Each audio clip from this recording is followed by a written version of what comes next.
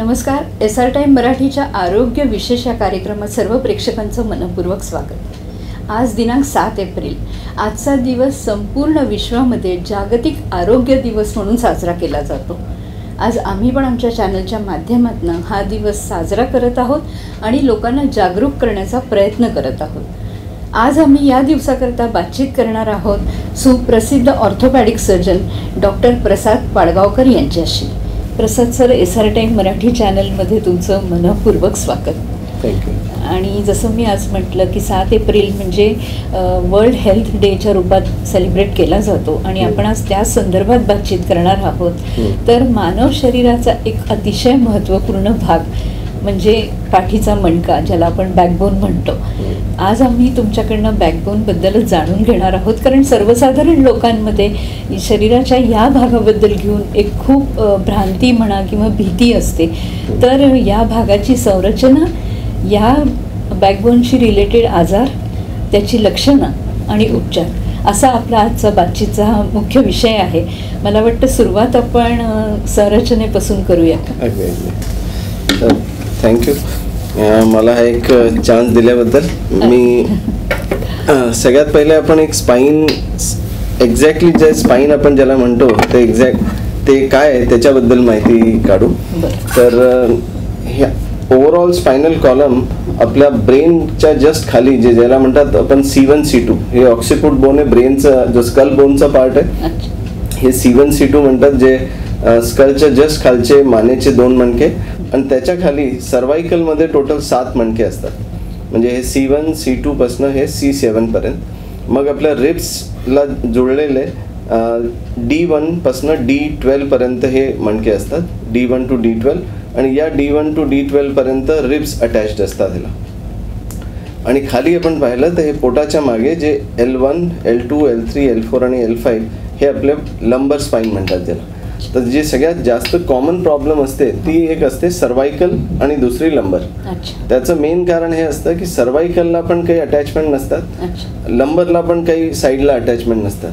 पण इथे सगळ्यात जास्त मोबिलिटी असते सर्वायकलला पण आणि लंबरला पण. थोरॅसिक स्पाईनला बऱ्याच रिब्स असतात आणि थोरॅसिक मध्ये मेनली लंग्सचं संरक्षण करण्यासाठी ते रिब्स असतात.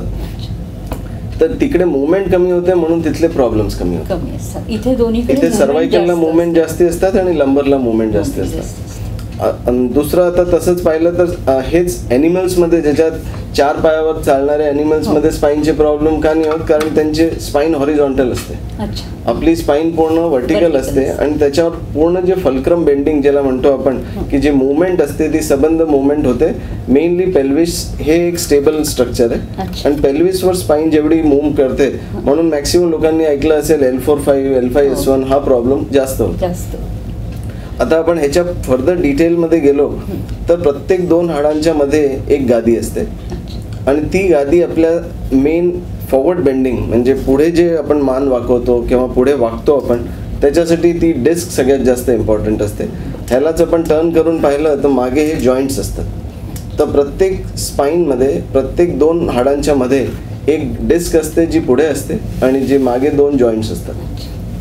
तो ओव्हरऑल आपली जी मुवमेंट पुढे वाकण्यासाठी आपण डिस्कवर प्रेशर टाकतो, मागे जाण्यासाठी आपण जॉईंट्सवर प्रेशर टाकतो.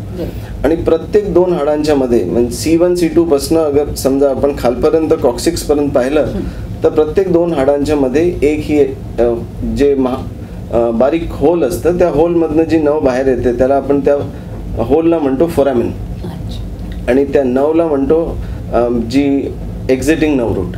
तर ती एक्झिटिंग नव रूट समजा मल्टिपल लेवलवर कुठेही कंप्रेस झाली तर त्याच्यामुळे मग त्याचे लक्षण येतात. सर्वायकलमध्ये ज्याला आपण रॅडिक्युलोपॅथी म्हणतो, लोकांना हाताला नमनेस वगैरे येते, किंवा तसंच म्हटलं तर कमरेपासून पायापर्यंत सायटिकाचं जे पेन असतं ते हे L4, L5 आणि S1 मधनं कॉमनली तिकडनं येतं.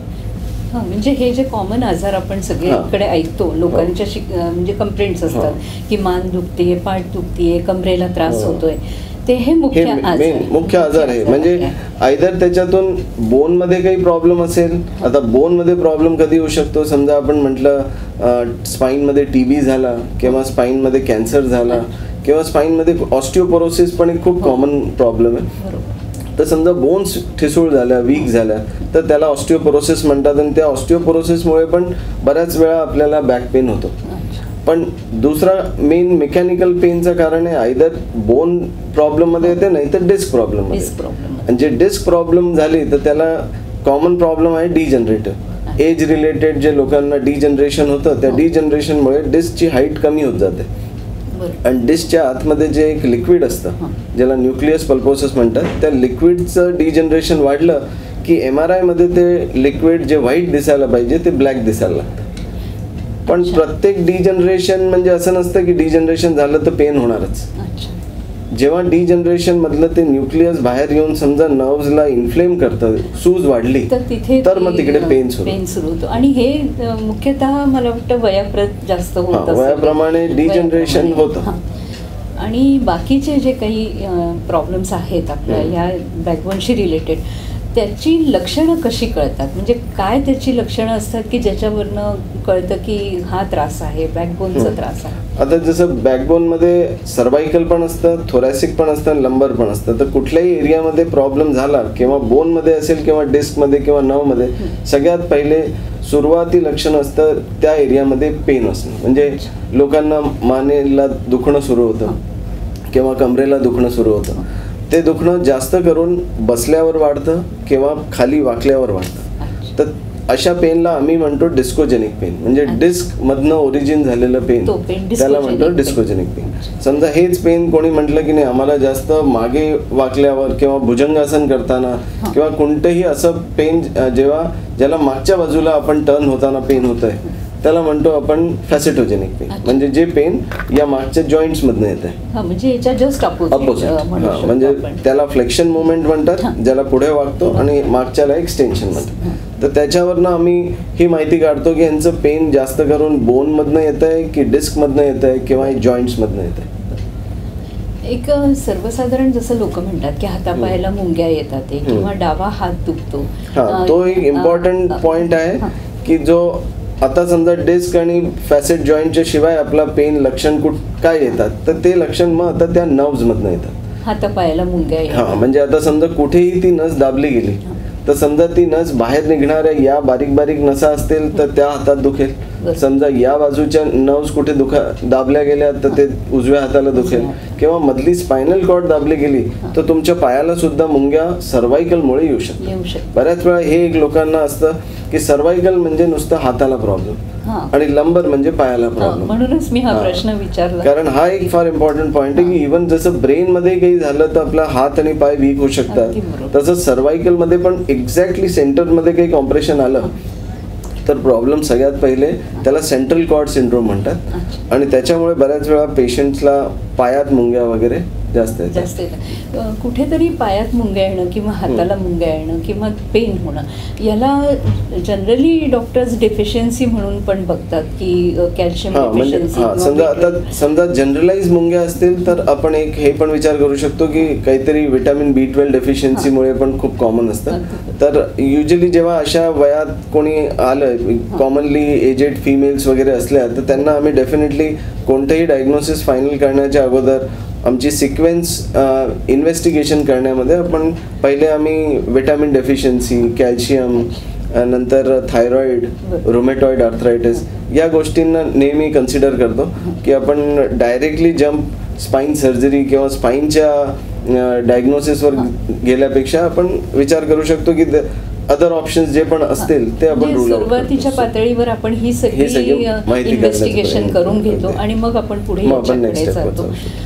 उपचार जर म्हटलं, आता आपण याच्या आजारांवर बोललो आहे, स्ट्रक्चरवर बोललो आहे, लक्षणं पण थोडीफार जी कॉमन लक्षणं आहेत ती पण आपण सांगितली. याच्या व्यतिरिक्त अशी काही मेजर लक्षणं असतात की ही सर्वसाधारण लक्षणं असतात आणि त्याच्यानंतर डॉक्टरकडे जाण्याची हे असते? मेजर लक्षणं म्हणजे सहसा आता एक दुसरा इम्पॉर्टंट पार्ट जो लोकांना जाणवतो स्पाईनच्या प्रॉब्लेममुळे तो आहे युरिन, लघवीचा आणि संडासचा कंट्रोल. तर बऱ्याच वेळा मुंग्या येणं हे सुरुवात असते, पण समजा लघवीचा कंट्रोल असं वाटत असेल की आपण लघवीला जाऊन आल्यानंतर सुद्धा आपल्याला असं वाटतं की पूर्णपणे झालं नाहीये, सेन्सेशन असं वाटतं की अजून परत जावं लागतंय. फ्रिक्वेन्सी असेल किंवा हेजिटन्सी म्हणू शकतो किंवा बर्निंग असेल, या सगळ्या गोष्टींमध्ये कुठे ना कुठे या स्पायनल एलिमेंटचा पण एक विचार करावा लागतो. म्हणजे कारण ही गोष्ट सर्वसाधारण लोक विचार नाही करत की हे जे काही आहे हे पण याच्याशी निगडीत असू शकतं, की याच्यामुळे सुद्धा हे होतात लक्षणं. तर म्हणूनच मी तुम्हाला हेच विचारत होते की आणखीन काही अशी लक्षणं आहेत. म्हणजे तो एक फार इम्पॉर्टंट, मी कधी पण जसं कोणी विचारलं की स्लिप डिस्कचं ट्रीटमेंट म्हणजे काय, नुसतं सर्जरी, तर नक्कीच मी म्हणतो की नाही, सर्जरी तर लास्ट रिसॉर्ट आहे, पण आपल्याला कोणत्या 3 गोष्टींचं खास लक्ष ठेवायला पाहिजे. त्याच्यातून एक इम्पॉर्टंट असतं की आम्ही विचारतो की तुम्हाला फूट ड्रॉपसारखं किंवा विकनेससारखं काही वाटतंय का. सर्वायकलच्या पेशंट्सला आम्ही विचारतो की हातात मुंग्या येण्याबरोबर तुम्ही काही रायटिंगमध्ये तुम्हाला काही विकनेस वाटतोय, काहीतरी बारीक सारीक गोष्टींना उचलायला किंवा फाईन वर्क करायला काही त्रास होतोय का. आणि लंबरवाल्या पेशंटला आम्ही म्हणतो की heel walking and toe walking ही घरी करून पहा. नुसतं हिलवर चालून पाहिलं आणि तुमचं पाऊल खाली नाही जाते, आणि समजा तुम्ही टोजवर चालून पाहिलं आणि तुमचं हिल टच नाही होते, ह्याचा अर्थ आहे की तुमचं स्पायनल कॉर्ड आणि नर्व्स अगदी नॉर्मल आहे. म्हणजे ते तुम्हाला एक इन जनरल घरी माहिती करायला या 2 गोष्टी फार इम्पॉर्टंट आहे. दुसरा एलिमेंट हे तर झालं विकनेस, पहिला पॉईंट ज्याच्यावर सर्जरीचं आपलं डिसिजन असतं. सेकंड पॉईंट असतो की समजा पेन खूप जास्ती असेल, की एक्यूट पेन एवढं जास्ती आहे की पेशंटला बसता उठताच येत नाही आहे, ज्याला आम्ही व्हिज्युअल अॅनालॉग स्केल म्हणतो. त्या स्केलवर समजा 0 म्हणजे काही नो पेन आणि 10 म्हणजे एक्स्ट्रीमली सिव्हिअर पेन, तर समजा त्या पेनची कुठेतरी मात्रा 5च्या वर असेल आणि ते नक्कीच मागच्या 2-3 आठवड्यापासून चालत असेल, तर ते पण एक इंडिकेशन सर्जरीसाठी असू शकतं. रोजची कामं, रोजची एक सर्वसाधारण जी हालचाल आहे ती पण करणं जेव्हा कठीण होतं, ती ही स्थिती असू शकते. आणि अगदी थर्ड पॉईंट म्हणजे तो युरिन आणि आपला लघवी आणि संडासचा कंट्रोल. या 3 गोष्टी असल्या तरच मी हे विचार करतो की पेशंटला सर्जरीची गरज असू शकते. मग आपल्याला बहुतेक नेक्स्ट स्टेप MRI वगैरे करायची गरज पडते. आणि जेव्हा आपण या आजाराबद्दल बोलतो आहोत की काय काय लक्षण आहे, काय आजार आहे, उपचाराबद्दल जर आपण बोलायला गेलो तर सर्वसाधारण सुरुवातीपासून काय उपचार केले जातात याच्याकरता? उपचार आणि आपल्याला ते प्रिव्हेन्शन या दोन्ही गोष्टींचे इम्पॉर्टंट आहे. आता उपचार आपल्याला करायचा आहे तर नक्कीच पहिला प्रयत्न आमचा हा असतो की आम्ही काहीतरी, समजा कोणी 2, 5, 10 दिवसाचे प्रॉब्लेम घेऊन आलेत तर त्यांना आम्ही नक्कीच फिजिओथेरपी आणि औषधं, ते 10 दिवसाची औषधं आणि फिजिओथेरपीने 90% लोक बरे होतात. अरे वा. पण आता समजा तो 10% मध्ये कोणी येतोय की कोणी परत 15 दिवसानंतर परत आले आणि त्यांचं म्हणणं आहे की नाही पेनमध्ये काही इम्प्रूव्हमेंटच नाही, तर मग आम्ही ऑल्टरनेट थेरपीज अजून काही विचार करू शकतो की एखाद्याला पेन कमी झालंय पण पूर्णपणे गेलं नाहीये, तर आपण ऑल्टरनेट थेरपीजमध्ये ऑप्शन एक्युपंक्चर, एक्युप्रेशर, इवन आता आयुर्वेदिक जे मसाज, बऱ्याच गोष्टी अशा असतात ज्या ऑल्टरनेट थेरपीजनी पण बरा होऊ शकतात. पण नेहमी आम्ही त्या 3 पॉईंटला पुन्हा पाहतो की युरिनचा कंट्रोल बरोबर आहे, मोशनचा कंट्रोल बरोबर आहे, दुखणं नक्कीच कमी होत चाललंय आणि वीकनेस येत नाही. हे बघत आम्हाला असं वाटलं की नाही पेनचा इम्प्रूव्हमेंट आहे तर नक्कीच आपण वाट बघू शकतो ऑल्टरनेट थेरपीने. त्याच्या पुढची स्टेपला समजा पेशंट तरी पेन अजून कंटिन्युअस आहे तर मग आम्ही त्याला म्हणतो एक इंटरव्हेन्शनल पेन मॅनेजमेंट. म्हणजे ती एक अशी गोष्ट आहे ज्याच्यात ह्याची एक डायग्नोस्टिक व्हॅल्यू पण आहे आणि थेरप्युटिक व्हॅल्यू पण आहे. डायग्नोस्टिक म्हणजे बऱ्याच वेळा आम्हाला स्पाईनमध्ये MRI मध्ये दिसतंय की बऱ्याच लेवलवर कॉम्प्रेशन आहे, पण आपल्याला हे समजत नाही की एक्झॅक्टली हे पेन जे येत आहे खाली चाललंय ते कोणत्या सेगमेंटमुळे आहे. तर त्याचं एक एक्झाम्पल दिलं तर हे आपल्या स्पाईनमध्ये कोणालाच हे L1, L2, L3, L4 आणि L5 हे आपल्या लंबर वर्टिब्रा आहे. आता समजा कोणाचं दुखणं पर्टिक्युलर पॅटर्नवर खाली चाललंय तर त्याच्यात पण एक फिक्स पॅटर्न असतो की L1 म्हणजे आपल्या थाईजमध्ये जातं, L2चं जे दुखणं थाईजच्या थोडं खाली जातं, L3 हे गुडघ्याच्या बाजूला जातं, L4 लेग्समध्ये जातं आणि L5 अगदी फूटपर्यंत जातं, टाचेपर्यंत. तर पर्टिक्युलर जसं पेशंट आम्हाला एक्झॅक्टली सांगतो की माझं दुखणं इथपर्यंत जातं आहे, आमचं एक क्लिनिकल आयडिया आम्हाला लागतो की कोणती नर्व ह्याच्यात इन्व्हॉल्ड असेल. तर समजा आता पेशंटने सांगितलं की आम्हाला L3-4चं ते दुखणं म्हणजे माझं गुडघ्यापर्यंतचं दुखणं कंटिन्युअस आहे, मी सगळं करून पाहिलं, फिजिओथेरपी करून पाहिली आहे, औषधं घेऊन झाले पण इम्प्रूव्ह होत नाही, तर मग आम्ही हे इंजेक्शनचं ज्याला आपण इंटरव्हेन्शनल पेन मॅनेजमेंट म्हणतो तर त्याच्यात पेशंटला पालथं झोपवून एक्सरे मशीनमध्ये पाहून आम्ही एक ती निडल प्लेस करतो एक्झॅक्टली त्या ठिकाणी जिकडे ही नर्व आहे आणि जिकडे नर्व आणि डिस्कच्या मध्ये ती निडल प्लेस करतो आणि तिकडे आम्ही लोकल एनेस्थेशिया आणि स्टिरॉइड हे एक वेळा डाय टाकल्यानंतर कन्फर्म करतो की हां एक्झॅक्टली आपलं औषध तिकडे चाललंय आणि तिकडे मग स्टिरॉइड आणि लोकल एनेस्थेशिया दिलं तर त्याचे दोन बेनिफिट हे आहे की एकतर इमिजिएटली पेशंट आपल्याला सांगतो की माझं हे पेन होतं आता नाही आहे, तर डायग्नोसिस लवकर होतं, प्रिसाईज पण होऊन जातं आणि प्लस त्याच्याने समजा पेशंटला बरं वाटलं तर सर्जरीची गरज नाही. बरोबर. तर ही एक आता बरेच पहिले आजपासून 10 वर्ष अगोदर इंटरव्हेन्शनल पेन मॅनेजमेंट आणि ओपन स्पाईन सर्जरी याच्या मधला हा जो म्हणजे नॉन ऑपरेटिव्ह वर्सेस ऑपरेटिव्हच्या मधला काही स्टेपच नव्हता. म्हणजे लोक आयदर सर्जरी करत होते नाहीतर सर्जरी म्हणजे इंजेक्शन शिवाय काही दुसरा ऑप्शन नाही.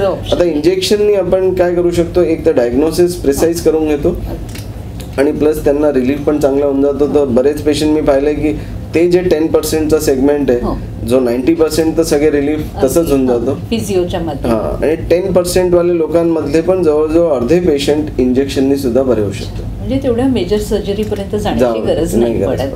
अगदी बरोबर आहे. कारण मेजर सर्जरी म्हटलं की ती एक भीती लोकांच्या मनात आहेच आहे.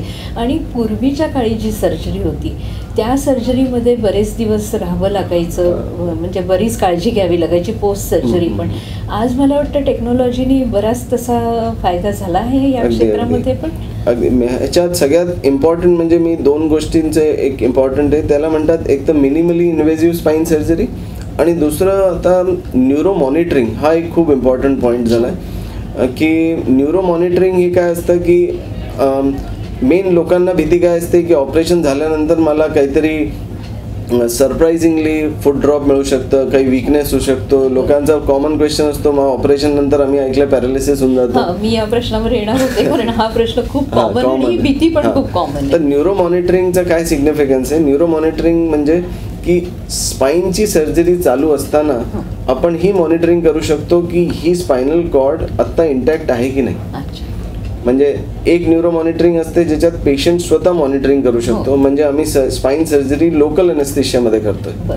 म्हणजे पेशंटशी मी बोलू शकतोय, पेशंट सांगतोय मला की माझं बॅक पेन आत्ता आहे आत्ता नाही आहे, लेग पेन आहे नाही आहे, माझं पाऊल मी चालवू शकतोय आणि सेम टाइम माझा एंडोस्कोप आत आहे. म्हणजे मी ऑपरेट करत असताना पेशंट मला रिस्पॉन्स सांगू शकतो चालू आहे. तर ह्याचा अर्थ आहे की स्पायनल कॉर्ड मधनं जे इम्पल्सेस चालू आहे ते पेशंट स्वतः मॉनिटर करतोय. तर एक ही न्यूरो मॉनिटरिंग करण्यासाठी आजकाल स्पाईन सर्जरी लोकल एनेस्थेशिया आणि एपिड्युरल एनाल्जेसिया मध्ये करतो. म्हणजे तुम्ही स्पायनल एनेस्थेशिया ऐकलं असेल पण तसंच एक एपिड्युरल एनाल्जेसिया मध्ये स्पायनल कॉर्डच्या मागे एक कॅथेटर टाकतो, त्याच्यातून कंटिन्युअस इन्फ्युजन देत राहतो ज्याच्याने पेशंटला सेन्सेशन कमी येतात पण पेशंटची मोटर पॉवर म्हणजे पेशंटला सांगितलं की नाही तुम्ही पाय हलवून दाखवा तर ते दाखवू शकतात ड्युरिंग सर्जरी सुद्धा. ती स्ट्रेंथ तेवढी स्ट्रेंथ असते. तर तो एक सगळ्यात मोठा बेनिफिट आहे न्यूरो मॉनिटरिंग. आणि समजा आता आपण दुसरा अँगल पाहिला की एखादी स्पाईन सर्जरी जी जनरल एनेस्थेशियामध्ये करायची की ज्याच्यात आपण बेशुद्ध करतोय पेशंटला, तर आता तो पेशंट स्वतः न्यूरो मॉनिटरिंग करू नाही शकणार.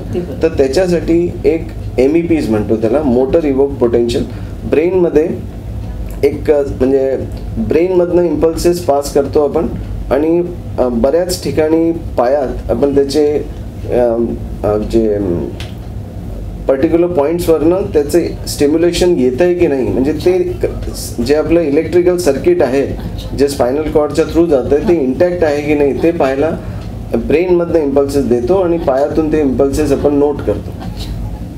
आणि ते त्याच्यासाठी स्पेशलाइज आपले न्यूरो इलेक्ट्रोफिजिओलॉजिस्ट हे असतात जे टेक्निशियन्स, ते टेक्निशियन आपल्याला मॉनिटरवर कंटिन्युअस ते जे त्याचे जे इलेक्ट्रोडनी जे इम्पल्सेस येतात त्याचा ग्राफ पाहून ते आपल्याला सांगतात ऑन टेबल की आत्ता तुम्ही जे रिसेंटली काही करेक्शन केलं आहे. हे मेनली कशात कामास येतं, स्पायनल कॉर्ड डिफॉर्मिटी. म्हणजे स्पाईन डिफॉर्मिटीमध्ये स्कोलिओसिस, कायफोसिस म्हणून जे डिफॉर्मिटीज असतात ज्याच्यात लहान मुलं तुम्ही पाहिले असतील असे कुबड निघालेले, तर तसे मुलांचे समजा करेक्शन करतो. समजा ते 30 डिग्री बेंड आहे आणि त्याला आपल्याला स्ट्रेट करायचं आहे, तर आपण स्पायनल बोनला तर स्ट्रेट करू शकतो, पण जी आतली स्पायनल कॉर्ड आहे ती फार डेलिकेट स्ट्रक्चर आहे, त्याच्यावर जरासा स्ट्रेच आला तर पेशंटला वीकनेस पायात येऊ शकतो, म्हणून ती न्यूरो मॉनिटरिंग करतात. पण मग ही जेव्हा ट्रीटमेंट केली जाते तेव्हा त्या मुलाचं जे वय असेल, कारण वाढत्या वयाच्या मुलांबद्दल मग त्याची कशी काय तिथे काळजी घेतली जाते? हां, म्हणजे ते हे जे ऑपरेशन्स आहेत ते मेनली स्कोलिओसिससाठी करतात. तर स्कोलिओसिसचे ऑपरेशन्स सहसा आम्ही 12, 13, 14 वर्षाच्या मुलांचे करतो, म्हणजे ज्याच्यात ग्रोथ एवढी झालेली आहे की ती ग्रोथ अरेस्ट आपण करत नाही, तेवढे स्क्रू मिनिमम टाकण्याचे प्रयत्न करतो ज्याच्याने त्याची फर्दर ग्रोथ वर आणि खाली होत राहावी, पण तरी आम्ही कर्वला जेवढा करेक्ट करू शकतो ते करून घेतो.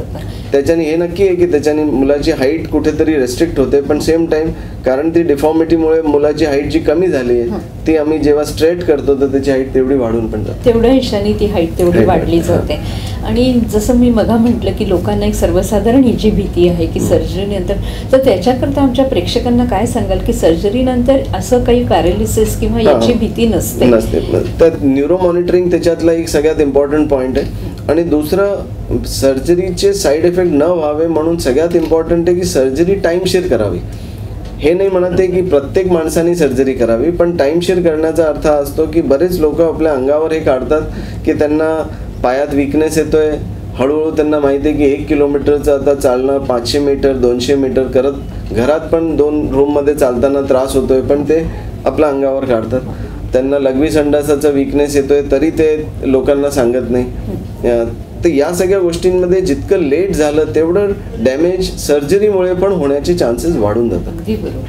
तर म्हणून तुम्ही टाईमशीर कुठल्याही प्रॉब्लेम झाला की त्याला टाईमशीर एक तर हे जाणून घ्यायचं की हे प्रॉब्लेम येतो कुठनं आहे. बऱ्याच वेळा लोक आमच्याकडे येतात, कोणी युरोलॉजिस्टनी रेफर केल्यानंतर 2-3 महिन्यानंतर. आता युरोलॉजिस्टकडे का गेले? कारण त्यांना युरिनचा कंट्रोल गेला, पण त्यांना स्पाईन सर्जन पर्यंत पोहोचायला एवढा वेळ झाला की त्यांना हे काहीच माहित नव्हतं की युरिनरी सिम्पटम स्पाईनमुळे असू शकतात. तर ते वाया युरोलॉजिस्ट किंवा गायनेकोलॉजिस्टच्या थ्रू आमच्यापर्यंत येतात आणि मग आपल्याला कळतं की ऑलरेडी तो डॅमेज होऊन गेलाय आणि झालेल्या डॅमेजला रिकवर करणं स्पायनल इंजुरीमध्ये ते इट्स व्हेरी डिफिकल्ट. मला असं वाटतं डॉक्टर साहेब, कुठेतरी जेव्हा शरीरात ही सगळी लक्षणं दिसतात तेव्हा इतर ट्रीटमेंटच्या याच्यावर जाण्यापेक्षा स्पेशलिस्टकडे जाणं मला वाटतं सुरुवातीपासून जास्त योग्य ठरतं.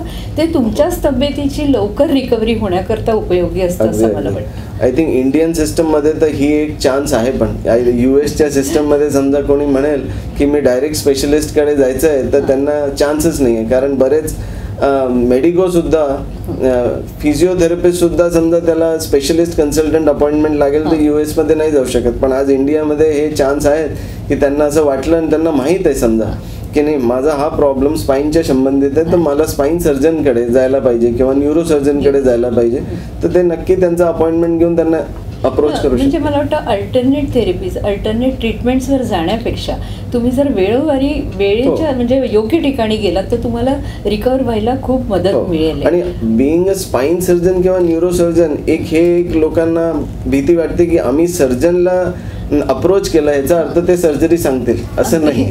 म्हणजे आपण बातचीतच्या सुरुवातीच्या भागात बोललो आहोत की अगदी सर्जरीच अल्टरनेट नाही. म्हणजे ॲज अ क्लिनिशियन म्हणून तुम्ही स्पेशलिस्टला अप्रोच करावं की त्यांनी मग त्यांच्या सांगितलेल्या ऑप्शनवर डिस्कशन नेहमी होऊ शकतं की याच्यात काय काय ऑप्शन अवेलेबल आहेत आणि कसं सर्वसाधारण ट्रीटमेंटमुळे सुद्धा बरं होऊ शकण्याचे चान्सेस असतात. पोस्ट आपण म्हणू शकतो सर्जरी काय काळजी घ्यावी लागते? पोस्ट सर्जरी पाहिलं तर आता परत मी त्या मेकॅनिक्सवाल्या पॉईंटवर येईन की समजा स्पाईनमध्ये बोन्सच्या मध्ये जी डिस्क असते, आता कॉमनली आम्ही जे ऑपरेट करतो ते स्लिप डिस्कचं ऑपरेशन करतो. तर समजा आम्ही स्लिप डिस्कच्या ऑपरेशनमध्ये डिस्क काढत असलो तर आम्ही पेशंटला नक्कीच म्हणतो की आम्ही पुढचे 6 आठवडे तुम्हाला जास्त एक्झर्शन, पुढे वाकायचं किंवा कुठलंही असं काम ज्याच्यात ॲब्डोमिनल प्रेशर वाढत असेल की कफिंग, स्नीझिंग, कॉन्स्टिपेशन अशा सगळ्या गोष्टींना जितकं अवॉइड केलं, वजन उचलणं अवॉइड करायचं आणि जास्त लॉंग ट्रॅव्हलिंग, लॉंग सेटिंग हे सगळे अवॉइड करायला म्हणतो. पण हीच सर्जरी समजा आपण ही मागची काही स्टिनोसिससाठी केली, म्हणजे ते सर्जरी डिफरंट सर्जरींवर डिपेंड करतं की आपल्याला प्रिकॉशन कोणत्या टाईपची घ्यायची. तर डिस्क सर्जरी किंवा पुढच्या बोनबद्दल काही सर्जरी असेल तर आपण पुढे वाकायचं अवॉइड करतो. पण मागची काही सर्जरी असेल तर डेफिनेटली आपण चालणं फिरणं जरा लवकर सुरू करू शकतो. आणि त्यांची एक्सरसाइजचा जो प्रोटोकॉल आहे तो या 2 सर्जरीप्रमाणे आपण चेंज करत असतो. तर स्पाईनच्या सर्जरी नंतर युजली कुठल्याही स्पाईनच्या एक्सरसाइज करायला 1.5 महिना तरी वाट बघतो. आणि याबद्दल मी हे म्हणेन की बरीच माहिती तुम्ही आम्हाला या स्ट्रक्चरवरनं दिली आहे. काय आजार आहेत, कशी त्याची सांभाळ करू शकतो, त्या आजारांमधनं कसं बाहेर येऊ शकतो. एक गोष्ट मी आणखीन विचारेन डॉक्टर साहेब की अलीकडल्या काळामध्ये जिथेशी वर्किंग स्टाईल बदलली आहे पूर्ण, किंवा आपण म्हणू शकतो की यंग जनरेशनसुद्धा दिवसभर लॅपटॉपवर काम करतात, सिटिंग जास्त झालं आहे, त्याच्याकरता त्यांनी काय काळजी घेतली पाहिजे? म्हणजे स्पाईनचा मेन जो त्रास न व्हावा त्याच्यासाठी मी म्हणेन कमीत कमी एक गोष्टीचं हे लक्ष ठेवायला पाहिजे, वजन नाही वाढायचं पहिलं. कारण स्पाईन टोटली मी युजली लोकांना वजनबद्दल हेच म्हणतो की समजा एक ओव्हरलोडेड ट्रक खूप बरेच दिवस चालत राहिलं तर त्याचे चेसिस नक्कीच लवकर खराब होईल. आणि स्पाईन जे आहे ते आपल्या एक माणसाचं चेसिस आहे. समजा तुम्ही त्याच्यावर ओव्हरलोडेड म्हणजे आपलं वेट जास्त ठेवून आणि वर्षोनवर्ष चालवलं तर ते चालून घेईल, पण त्याच्यानंतर जो प्रॉब्लेम येईल तो इररिपेरेबल सुद्धा असू शकतो. म्हणजे तेवढी कारण ते डिजनरेशन जी प्रोसेस असते ते एवढी जास्त वाढून जाते. तर म्हणून पहिला गोष्ट आहे आपल्याला वजन कमी ठेवायचं. दुसरं रेग्युलरली एक्सरसाइज करणं. कारण स्पाईनला एक सपोर्टसाठी पुढे ॲब्डोमेन जे पोटाचे मसल्स, मागे जे बॅक मसल्स असतात यांचं एक सिंक्रोनस मुवमेंट फार जरुरी असतं. म्हणून योगामध्ये जे आपण abdominal strengthening exercise, back muscle strengthening exercise हे कंटिन्युअस जे आम्ही प्रत्येक पेशंटला neural flossing, core strengthening and back strengthening हे एक्सरसाइज करायला त्यांना नेहमी सांगत असतो. तर वजन कमी ठेवणं आणि एक्सरसाइज हा एकदम मेन इम्पॉर्टंट पॉईंट आहे ज्याच्याने तुम्ही कोणत्याही स्पाईनच्या प्रॉब्लेमला वाचवू शकता. आणि जे यंगस्टरबद्दल जसं तुम्ही सांगितलं की त्यांना सगळ्यात इम्पॉर्टंट आहे ज्याला म्हणतो तो आपण अर्गोनॉमिक्स. प्रत्येक गोष्टीत काम करण्याची आणि प्रत्येक कामाची एक अर्गोनॉमिक्स असते, म्हणजे एक मेथड असते ज्याच्याने तुम्ही स्पाईनच्या प्रॉब्लेमला वाचवू शकता. समजा आम्ही कोणी लॅपटॉपवरच काम करत आहे तर त्याला हे लक्षात ठेवायला पाहिजे की त्यांच्या आय लेवलवर जी स्क्रीन असते ती त्यांच्या आय लेवलवर असायला पाहिजे, त्यांचा एल्बो सपोर्टेड असायला पाहिजे, कीबोर्डसाठी रिस्टसुद्धा सपोर्टेड असायला पाहिजे. समजा तुम्ही long hours 8 to 10 hours laptop किंवा डेस्कटॉपची सिटिंग करताय आणि तुम्ही या 3 गोष्टीचं लक्ष नाही दिलं तर नक्कीच ही शक्यता असते की आपल्याला नेकची प्रॉब्लेम होऊ शकते. तसंच लंबर स्पाईन म्हणजे लोअर बॅक पेन वाचवण्यासाठी आपल्याला नेहमी लोअर बॅक हा एक सपोर्टेड असायला पाहिजे. अपर बॅक सपोर्टेड नसला तरी चालतं, पण लोअर बॅकमध्ये हा जो असतो स्पाईनचा पार्ट ह्याच्यात एक लॉर्डोसिस म्हणतात हा शेप असतो, त्या शेपमध्ये कुठेतरी पिलो असायला पाहिजे. तर नेहमी बसताना आपल्याला लॉंग सिटिंगमध्ये लोअर बॅक सपोर्टेड असला तर डिस्कवर प्रेशर कमी जातो आणि म्हणून स्लिप डिस्क होण्याची शक्यता कमी होऊन जाते. ही तर झाली सिटिंगची, म्हणजे कसं बसलं पाहिजे, कसं ते पोझिशन असली पाहिजे. खाण्यापिण्याबद्दल म्हणजे खानपान हे किती काय निर्भर करतं? डाएट एक दुसरा डाएटचा डायरेक्ट संबंध तसं वजनवर पण आहे. पण डाएटमध्ये माझं म्हणणं हेच असेल की मॅक्सिमम तुम्ही कार्बोहायड्रेटचा इंटेक कमी करावा. आणि दुसरा ऑइली स्टफ म्हणजे कोणत्याही गोष्टीने समजा पोटात गॅसेस बनत राहिल्या तर गॅसेस पण एक इम्पॉर्टंट पार्ट आहे स्पाईनच्या डिस्क रिलेटेड प्रॉब्लेम. ज्यांना स्लिप डिस्क आहे आणि त्यांना गॅस प्रॉब्लेम असतो ते नक्कीच बॅक पेन फार फ्रिक्वेंटली प्रेझेंट करतात. तर म्हणून एक तर ऑइली म्हणजे जे जंक फूड आहे ते आयटम खायला नको. आणि दुसरं इवन वजन, बऱ्याच लोकांना वजन वाढलेलं असतं आणि त्यांना हे नाही माहीत की एक्झॅक्टली मी काय करू तर वजन कमी होईल. तर मी त्यांना स्पष्ट 5च गोष्टींना म्हणतो की आपण आपल्या रुटीन जेवणात पोळी, भात, इवन बटाटा, इवन स्नॅक्स सारख्या गोष्टी आणि बेकरी आयटम हे सोडलं तर आपण मेनली फ्रूट्स, सलाद ह्या गोष्टी खूप चांगल्या. फ्रूट सलाद आहे ज्याच्यात तुम्ही हाय प्रोटीन डाएट असेल आणि हाय फायबर डाएट, ते डाएटनी तुम्हाला वजन पण कमी ठेवता येईल आणि सेम टाइम गॅसेस नाही होणार. तर तुम्हाला स्पाईनचा प्रॉब्लेम असला तरी तो ॲग्रवेट नाही होणार. डॉक्टर साहेब, एक प्रश्न मला आणखीन आठवतो की आपण वरच्या भागाबद्दल चर्चा केली आहे, खालच्या मधला जो भाग आहे स्पाईनचा, बऱ्याच लोकांना टीबीची बिमारी असते, जसं त्याचा स्पाईनवर कसा काय खूप जास्त इफेक्ट येतो? हो, म्हणजे टीबी तो एक तुम्ही अगदी परफेक्ट पॉईंट सांगितला की टीबीचा कॉमन एरिया पण तो मधलाच भाग आहे. सर्वायकल आणि लंबरमध्ये टीबी होतो पण खूप कमी होतो आणि कॉमनली थोरॅसिक स्पाईनमध्येच होतो. तर त्या थोरॅसिक स्पाईनमध्ये टीबी असण्याचं एक कारण हे पण म्हणतात कारण लंग्स त्या एरियामध्ये, लंग्समध्ये जो टीबी होतो तो तिकडनं व्हीनस प्लेक्सस वेन्सच्या थ्रू फार लवकर थोरॅसिक स्पाईनमध्ये जातो आणि तिकडे ते गोळा होऊन बऱ्याच वेळा इन्फेक्शन स्पायनल कॉर्डमध्ये पण होऊन जातं, कधी वर्टिब्रल बॉडीमध्ये होतो आणि कॉमनली त्याचा ॲब्सेस फॉर्मेशन जे पस फॉर्म होतो तो स्पायनल वर्टिब्रल बॉडीच्या दोन्ही बाजूला होतो आणि त्याच्यामुळे आतून ती बोन्स त्या स्लो इन्फेक्शन प्रोसेसमुळे बोन्स ठिसूळ होत जातात, ऑस्टिओपोरोटिक होत जातात आणि त्याच्यात वीकनेस येत जाते. पण बऱ्याच वेळा पहिल्यांदा जेव्हा पेशंट प्रेझेंट करतो तेव्हा ते फ्रॅक्चर बरोबर करतो. अच्छा, हे पण बऱ्याच वेळा आम्ही पाहतो की पेशंटला बऱ्याच दिवसापासून 5-6 महिन्यापासून बॅक पेन होतं, पण त्याला ते मेकॅनिकल पेन किंवा काहीतरी मी वजन उचलून घेतलं म्हणून वाढलं असेल, मी जास्त बसलो, जास्त प्रवास केला म्हणून, पण तिथून ती गोष्ट सुरू होते. पण कसं त्याला जास्त तुम्ही पिन पॉइंटेड पकडायला पाहिजे, तर त्याच्यात इम्पॉर्टंट गोष्ट आहे की ज्याला म्हणतात कॉन्स्टिट्युशनल सिम्पटम्स, की टीबी असलं आणि बरोबर तुम्हाला मागच्या 15 दिवसापासून रोज असं वाटतंय की संध्याकाळी मला थोडंसं असं तापासारखं वाटतंय किंवा मला थोडंसं वजन कमी होत चाललंय माझं किंवा भूक कमी लागते, असे काही सिम्पटम्स तुम्हाला वाटले की नक्कीच स्पेशलिस्टला दाखवायला पाहिजे. ते स्पाईन टीबी सुद्धा असू शकतं, लंग्सचं पण असू शकतं आणि टीबी एक अशी गोष्ट आहे जी इंडियामध्ये बॉडीच्या कोणत्याही पार्टमध्ये असू शकते. अगदी बरोबर. तर असे काही पण कॉन्स्टिट्युशनल सिम्पटम्स ज्याला म्हणतो ते आले की आपण एक स्पेशलिस्टला दाखवायलाच पाहिजे. अगदी बरोबर. खूप छान सांगितलं डॉक्टर साहेबांनी वेगवेगळ्या स्पाईनच्या आजारांबद्दल, उपचारांबद्दल. मी डॉक्टर साहेबांना आता बाकीच्या शेवटी हेच म्हणणार आहे की डॉक्टर साहेब, याच्या व्यतिरिक्त सर्वसाधारण लोकांना काय संदेश, तुम्हाला काय याची काळजी घेण्याबद्दल काय दिलं? एक तर आता जसं आपण योगावर खूप जास्त स्ट्रेस करतोय, तर माझं एकच म्हणणं राहील की आपली लाईफस्टाईलला चांगली मेंटेन ठेवायला रेग्युलरली आपली डाएट एक प्रॉपर मेंटेन ठेवायला पाहिजे, रेग्युलर एक्सरसाइज करायला पाहिजे, वर्किंग आवर्सला जास्त खूप एक्झर्ट न करता जितकंही तुम्ही मिनिमम 8 to 10 आवर्स जे वर्किंग आवर्स आहे त्याच्यात तुमच्या पोश्चरचं लक्ष स्पेशली ठेवायला पाहिजे. आणि कधी पण तुम्हाला मायनर सिम्पटम्स आले त्याचा इनिशियल ट्रीटमेंट नक्कीच औषधं आणि फिजिओथेरपी असतं, पण जेव्हाही तुम्हाला, ज्याला मी आत्ता सांगितलं जसे रेड फ्लॅग साईन्स असतात की ज्याच्यात तुम्हाला डाऊट क्रिएट झाला, कॉन्स्टिट्युशनल सिम्पटम्स जसे सांगितले, असा कुठेही डाऊट असला तर त्याच्यात लवकरात लवकर स्पेशलिस्टला दाखवून त्याचं ट्रीटमेंट करायला. डॉक्टर साहेब, तुम्ही संपूर्ण बातचीतमध्ये आम्हाला इतकं डिटेल सगळं खूप छान सांगितलंय, त्याकरता मी SR टाइम मराठीतर्फे तुमचे खूप खूप आभार मानते.